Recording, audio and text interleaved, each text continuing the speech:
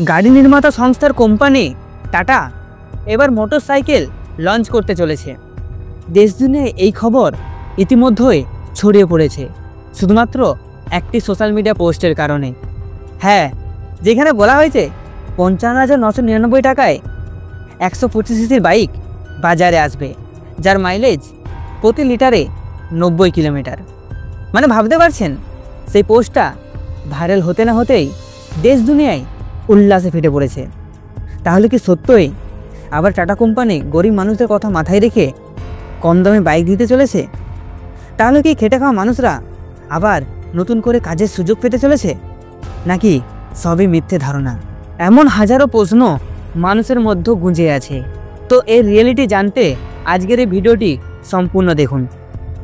গত কয়েকদিন আগে টাটা বাইক লঞ্চ নিয়ে সোশ্যাল মিডিয়ায় একটি পোস্ট করা হয়েছিল, যেটি সম্পূর্ণ মিথ্যে খবর, একদম ফেক নিউজ। টাটা কোম্পানি অফিসিয়ালিভাবে টু হুইলার নিয়ে কোনো পোস্ট বা কোনো খবর জানায়নি যে তাদের কোম্পানি বাইক লঞ্চ করতে চলেছে। যখনই সেই ভুয়ো পোস্টটি সোশ্যাল মিডিয়ায় ছড়িয়ে পড়ে, তখন মানুষদের কাছে সেই মিথ্যেটাও সত্যির আকার নেয়। কারণ সেই মিথ্যের মধ্যে লুকিয়ে ছিল মানুষদের একমাত্র ভরসাযোগ্য কোম্পানির নাম। মানুষরা জানে টাটাই একমাত্র কোম্পানি যে সাধারণ মানুষের কথা একবার হলেও ভাবে, যার প্রমাণ বহু বছর আগে গরিব মানুষদের গাড়ি চালানোর স্বপ্নকে পূরণ করেছিল, যা ন্যানো গাড়ি বা টাটা মোটরস নামে পরিচিত। আর তার সুযোগই ডিসইনফর্মাররা নেয়।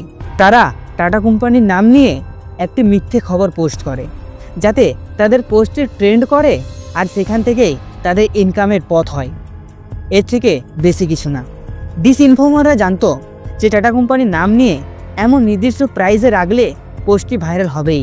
পোস্টটিতে একটি বাইকের মধ্যে টাটা কোম্পানির নামটি অ্যাটাচ করা হয়েছে, যেটি সম্পূর্ণ এআই দ্বারা, যাতে পোস্টটিকে একদম রিয়েলিস্টিক মনে হয়।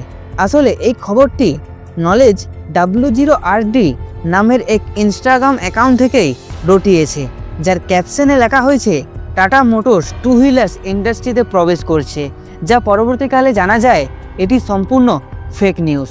এমনিতেই টাটা মোটরস দেশের সবচেয়ে বড় গাড়ি নির্মাতা সংস্থা।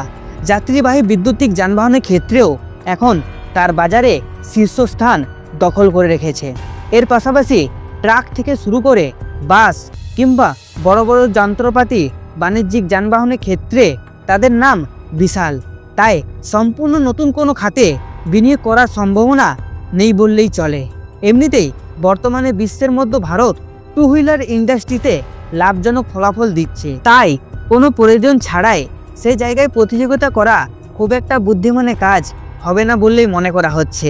তাই অবশ্যই সোশ্যাল মিডিয়ার ভুয়ো পোস্ট থেকে দূরে থাকুন। আর টাটা মোটরস এখনও পর্যন্ত টু হুইলার্স নিয়ে কোনো অফিসিয়ালি পোস্ট করেনি।